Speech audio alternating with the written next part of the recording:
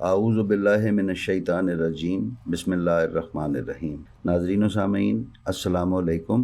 امید ہے آپ خیریت سے ہوں گے اور ہمارے ویڈیوز سے مستفید ہو رہے ہوں گے۔ ناظرین، جیسا کہ آپ کو معلوم ہے، عید غدیر کے اس پرمسرت موقع پر بے شمار ڈیجیٹل پوسٹ اور ویڈیوز عوام کی خدمت میں مختلف چینلز اور پیجز نے پیش کی ہیں، اور پورے ملک میں جگہ جگہ اس عید کی مناسبت سے جشن اور میلادوں کا انتظام کیا گیا ہے۔ اسی سلسلے میں ہم آپ کی خدمت میں واقعہ غدیر کو تاریخی پس منظر میں پیش کرنے کی سعادت حاصل کر رہے ہیں، تو آئیے ویڈیو دیکھتے ہیں۔ ناظرین، سن 10 ہجری میں جب حبیب خدا صلی اللہ علیہ وآلہ وسلم نے مناسک حج مکمل کر لیے اور آپ مکہ سے مدینہ کی طرف روانہ ہوئے، تو آپ کے ساتھ لوگوں کی ایک بہت بڑی جماعت تھی، جس کے ساتھ آپ سفر کرتے ہوئے میقات حجفہ کے قریب مقام غدیر پر پہنچے۔ مورخین نے اس جماعت کی تعداد 1,24,000 کے قریب بیان کی ہے۔ ناظرین، غدیر ایک چوراہا تھا اور یہاں سے ہی مدینہ، عراق، یمن اور مصر کے راستے جدا ہوتے تھے۔ جس دن حضرت صلی اللہ علیہ وآلہ وسلم مقام غدیر پر پہنچے تو وہ 18 ذی الحج اور جمعرات کا دن تھا۔ جب آپ غدیر خم پر پہنچے تو جبرائیل امین آپ پر یا ایھا الرسول بلغ کی آیت لے کر نازل ہوئے اور حضرت کو یہ پیغام پہنچایا کہ حضرت علی کو لوگوں پر حجت قرار دیں اور ان کی ولایت کا اعلان کریں اور ہر شخص پر ان کی اطاعت کے واجب ہونے کو واضح کریں۔ اس وقت کچھ حجاج کرام آگے بڑھ کر حجفہ تک پہنچ چکے تھے۔ حضرت نے حکم دیا کہ جو آگے جا چکے ہیں انہیں واپس بلایا جائے اور جو پیچھے ہیں ان کا انتظار کیا جائے۔ وہاں پر ببول کے 5 درخت تھے۔ آپ نے حکم دیا کہ ان کے نیچے کوئی نہ بیٹھے۔ جب لوگ جمع ہو گئے تو وہاں جھاڑو دیا گیا اور پھر نماز ظہر کی اذان دی گئی۔ رسول خدا نے ان درختوں کے سائے میں نماز پڑھائی۔ اس دن شدید گرمی تھی اور حالت یہ تھی کہ کچھ لوگوں نے گرمی سے بچنے کے لیے اپنی چادر کا کچھ حصہ سر پر کیا تھا اور کچھ حصہ اپنے پاؤں کے نیچے ڈالا ہوا تھا۔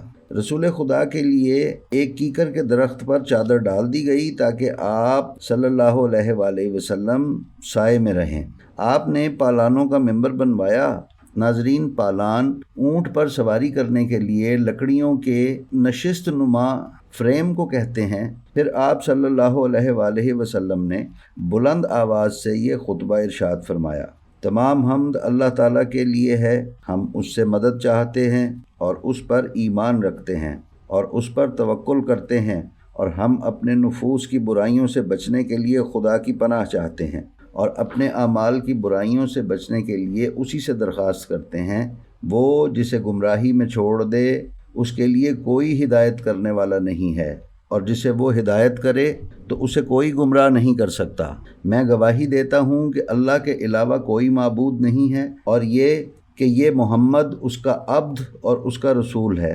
اما بعد، اے لوگو، مجھے لطیف و خبیر خدا نے خبر دی ہے کہ ہر آنے والا نبی سابقہ نبی کی آدھی عمر تک زندگی بسر کرتا ہے۔ بلاوے کا وقت قریب آن پہنچا ہے، میں اس پر لبیک کہوں گا۔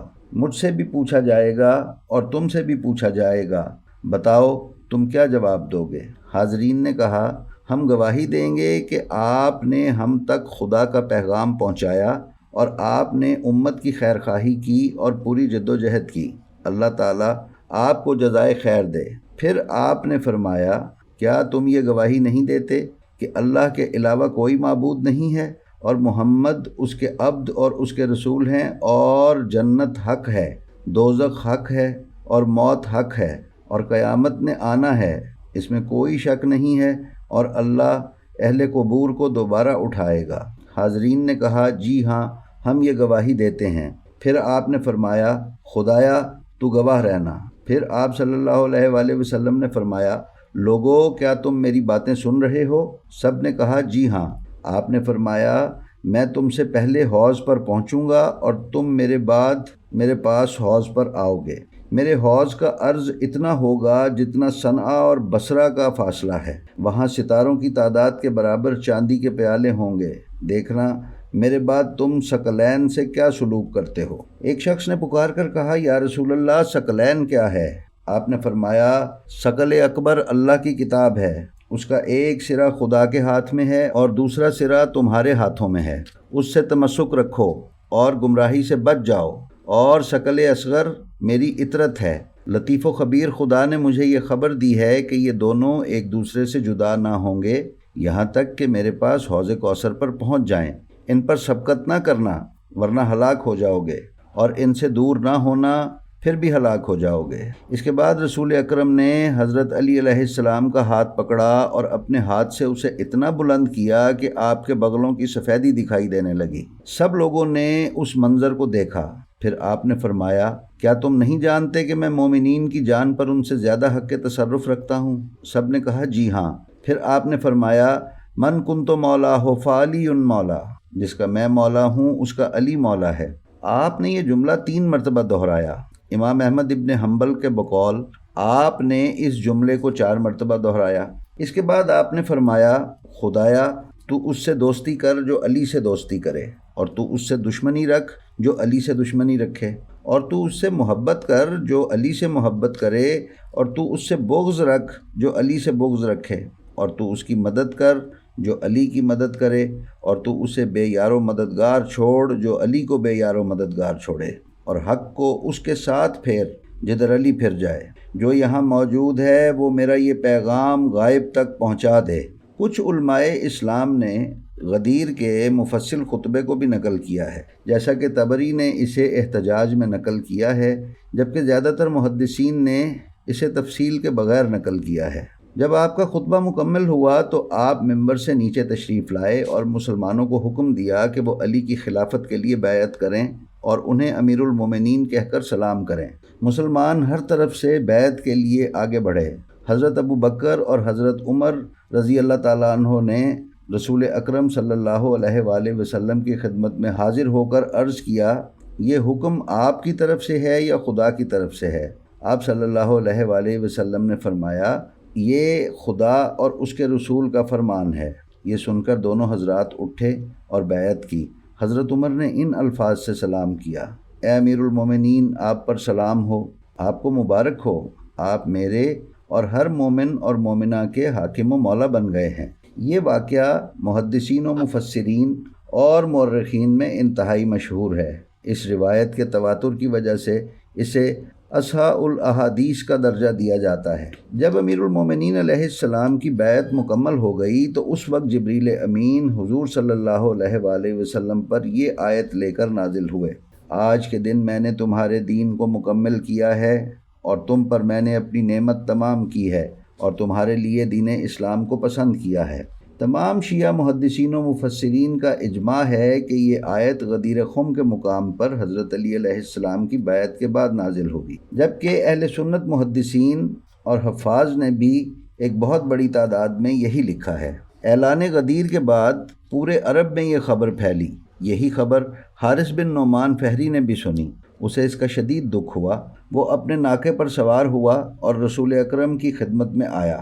جب وہ مقام ابطحہ پر پہنچا تو اپنے ناکا سے نیچے اترا، یعنی اپنے اونٹ سے نیچے اترا، اور اسے اچھی طرح بٹھا کر حضرت صلی اللہ علیہ وآلہ وسلم کے سامنے آیا، اور اس نے آپ سے کہا، اے محمد صلی اللہ علیہ وآلہ وسلم، آپ نے خدا کا نمائندہ بن کر ہم سے یہ کہا کہ ہم لا الہ الا اللہ محمد الرسول اللہ کی گواہی دیں۔ ہم نے آپ کی بات مانی۔ آپ نے ہمیں 5 نمازیں پڑھنے کا حکم دیا، ہم نے وہ نمازیں پڑھیں۔ آپ نے ہمیں ماہ رمضان کے روزے رکھنے کا حکم دیا تو ہم نے روزے رکھے۔ آپ نے ہمیں حج کا حکم دیا تو ہم نے اسے بھی قبول کیا۔ لیکن آپ ان تمام باتوں پر راضی نہیں ہوئے۔ پھر آپ نے اپنے ابن عم کا ہاتھ پکڑا اور اسے ہم پر فضیلت دی، اور آپ نے یہ کہا کہ من کنت مولا فعلی مولا۔ تو کیا یہ سب کچھ آپ نے اپنی طرف سے کہا ہے یا خدا کی طرف سے؟ رسول اکرم نے فرمایا، اس ذات کی قسم جس کے قبضہ قدرت میں میری جان ہے، یہ سب کچھ میں نے خدا کی طرف سے کہا ہے۔ اسی وقت حارث بن نعمان نے پشت پھیری اور اپنے ناکا کی طرف جانے کا ارادہ کیا، اور اس نے یہ کہا، خدایا جو کچھ محمد کہہ رہا ہے اگر یہ حق ہے تو پھر ہم پر آسمان سے پتھروں کی بارش نازل فرما یا ہم پر دردناک عذاب نازل فرما۔ وہ ابھی اپنے ناکا تک نہیں پہنچا تھا کہ خدا کی طرف سے ایک پتھر آیا، یعنی آسمان سے ایک پتھر آیا اور اس کی کھوپڑی پر لگا اور اس کے جسم کے نچلے حصے سے باہر نکل گیا، یعنی کھوپڑی سے سوراخ کرتا ہوا جسم میں داخل ہوا اور جسم کے نچلے حصے دھڑ سے باہر نکل گیا، جس سے اس کی ہلاکت ہو گئی۔ اللہ تعالیٰ نے یہ آیات نازل فرمائیں۔ ایک سوال کرنے والے نے عذاب کا سوال کیا جو ہونے ہی والا ہے، کفار کے لیے اسے کوئی ٹالنے والا نہیں ہے، عروج کے مالک اللہ کی طرف سے ہے۔ جی تو ناظرین و سامعین، یہ تھی ہماری آج کی ویڈیو۔ امید ہے آپ کو یہ ویڈیو پسند آئی ہوگی۔ ہماری ویڈیوز حاصل کرنے کے لیے ہمارے چینل کو سبسکرائب کر لیں اور بیل آئیکن پر کلک کر دیں۔ السلام علیکم۔